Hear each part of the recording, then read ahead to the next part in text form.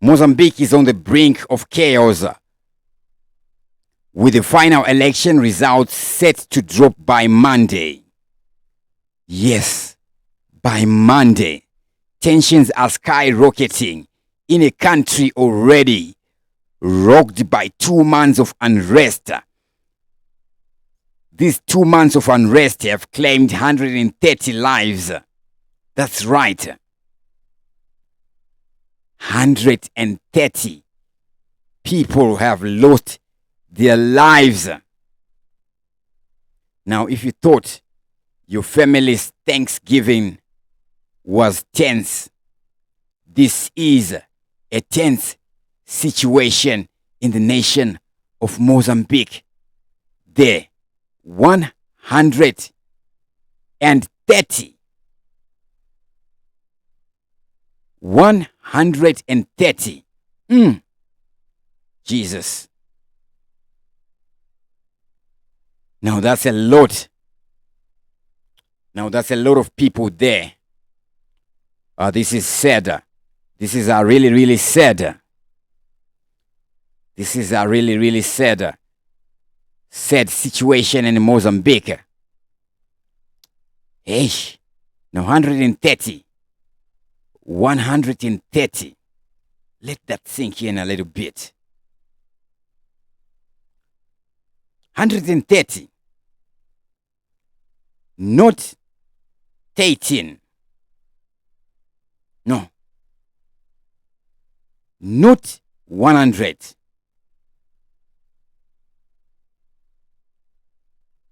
But 130 people would lose their lives in the tensions that unfolded in the nation of Mozambique.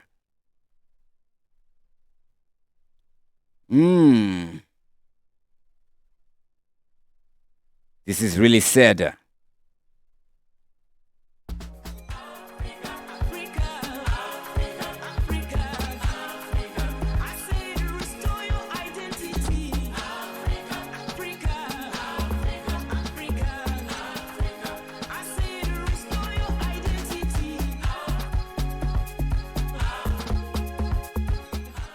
Now we see opposition leader Venancio Mondlane is sounding the alarm, threatening chaos if the Constitutional Council gives thumbs up to the initial results, which show him trailing behind the ruling Frelimo's party's candidate Daniel Chapo.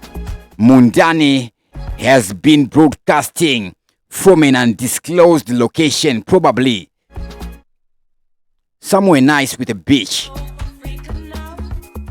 telling his followers, the country is in your hands. Talk about pressure. If only he had a remote control for the situation. Mondlane claims that if the council validates what he calls an electoral lie, Mozambique could be headed for a cliff, literally and figuratively. He has been rallying support from his self-imposed exile, stating that if they get the electoral truth, peace could reign. But if not, well, let's just say he is ready to bring the house down.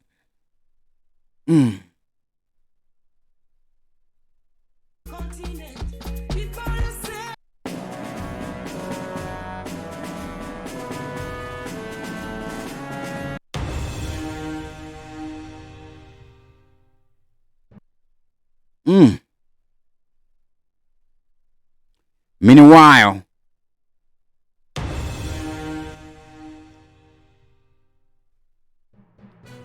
claims that if the council validates this, Mozambique could be headed for even serious disaster. The council is expected to rubber stamp the election commission's finding, which show Mondlane with a mere 20% of the vote compared to Chapo's hefty 71%. But Mondlane isn't buying it. He insists he actually won with 53%. It's like a bad magic trick. Now you see the votes, now you don't.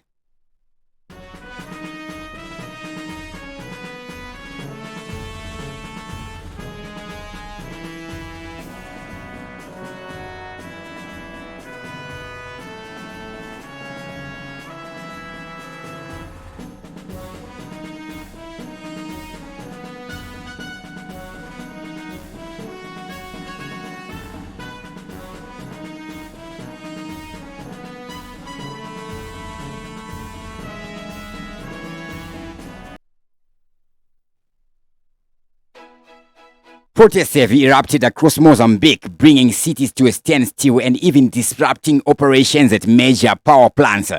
And let's not forget about the border with South Africa. Talk about an export crisis. The police have been accused of using live ammunition against protesters. That's right. When they said bring out the big guns, they were not kidding. The US government has issued travel warnings advising folks to steer clear of Mozambique unless they want to experience some real-life drama.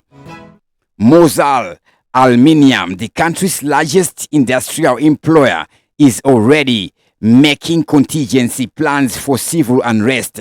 You know things are serious when even the aluminium industry is preparing for chaos. Political analyst Jonathan Smith has ominously predicted that if the council declares the election free and fair, blood is going to flow. So basically everyone is holding their breath for Monday's announcement.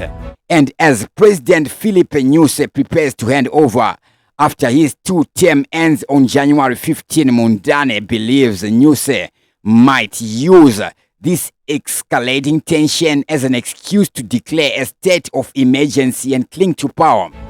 Nyusi has denied the allegations. He has denied the allegations in a recent address.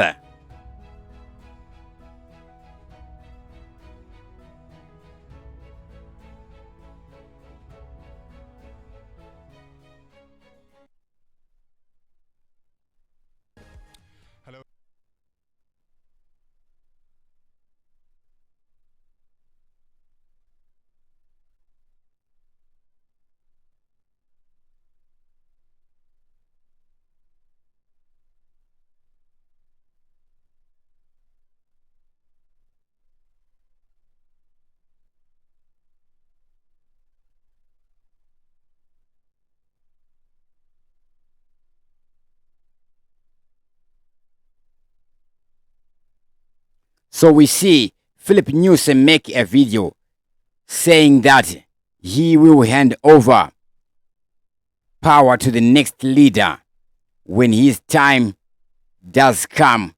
He will not declare a state of emergency. He will not extend his term.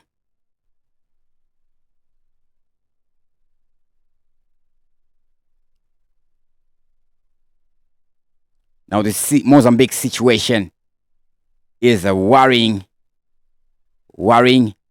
and really disturbing. This is a time where the people of Mozambique really need our prayers. Mozambique needs our prayers.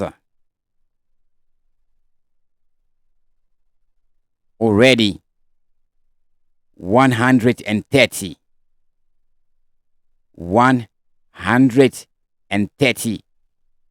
people have lost their lives.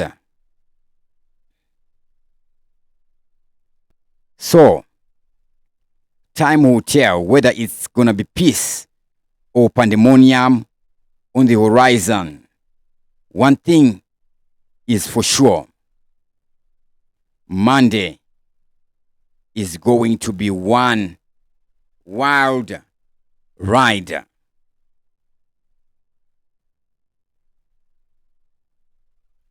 Big up to famous Musonza there watching us live right about now. Big up to everybody who is watching us live, who was watching us live right about now.